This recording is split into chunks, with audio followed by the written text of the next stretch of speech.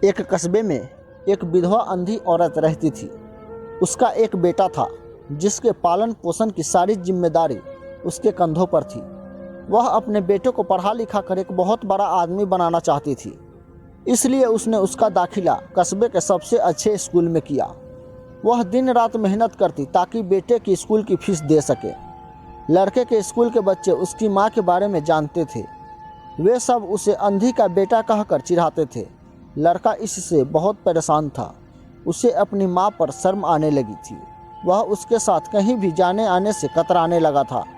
जब लड़का बड़ा हुआ तो उसकी शहर में अच्छी नौकरी लग गई। उसने अपनी माँ से वादा किया था कि शहर में मकान लेकर वह उसे लेने आएगा, लेकिन वह शहर गया तो फिर लौट कर वापस ही नहीं आया। उसकी अंधी माँ उसका इंतजार करती रही। कई महीने बीत गए, लड़के की कोई खबर नहीं आई। अंधी माँ एक दिन उसे से नहीं रहा गया और वह बेटे से मिलने के लिए शहर पहुंच गई। पूछते पूछते वह बेटे की ऑफिस पहुंची। वहां सिक्योरिटी गार्ड ने उसे रोक दिया। अंधी औरत ने गार्ड को अपने बेटे का नाम बताया और बोली कि उससे जाकर कह दो कि गांव से कोई मिलने आया है। गार्ड ने जाकर उसके बेटे को बताया। बेटे ने ऑफिस की खिड़की से देखा तो उसकी माँ गेट के बाहर खड़ी नजर आई।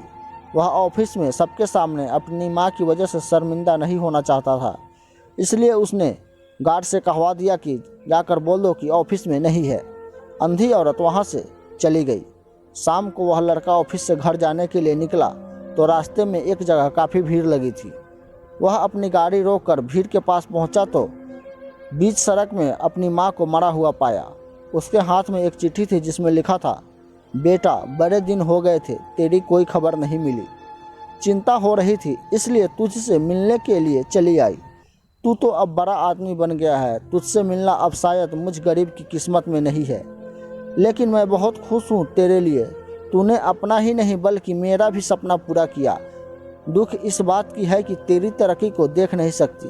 काश बचपन में तेरी आंखों में सरिया ना घुसा होता और मुझे तुम्हें अपनी आंखें ना देनी पड़ी होती तो तेरी तरक्की अपने आंखों से देखकर सुकून से मर जाती। तेरी अंधी माँ। यह पढ़कर लड़का फूट फूट कर रोने लगा। जिस अंधी माँ पर उसे शर्म आती थी, उसने उसके लिए कितना बड़ा बलिदान दिया था। वह अपने आप को कभी माफ़ नहीं कर पा रहा था। जिंदगी भर खुद को माफ़ नहीं कर रहा था और दुख होकर जीता था। तो दोस्तों, माता पिता को अपने बच्चों के लिए सर्वश्रेष्ठ होते हैं। वो अपने बच्चों के लिए सब कुछ न्यौछावर कर देते हैं और हम बच्चों का यही कर्तव्य है कि हम अपने माता पिता के बुढ़ापे का सहारा बने और उनका हमेशा सम्मान करें। तो दोस्तों, अगर वीडियो अच्छी लगी हो तो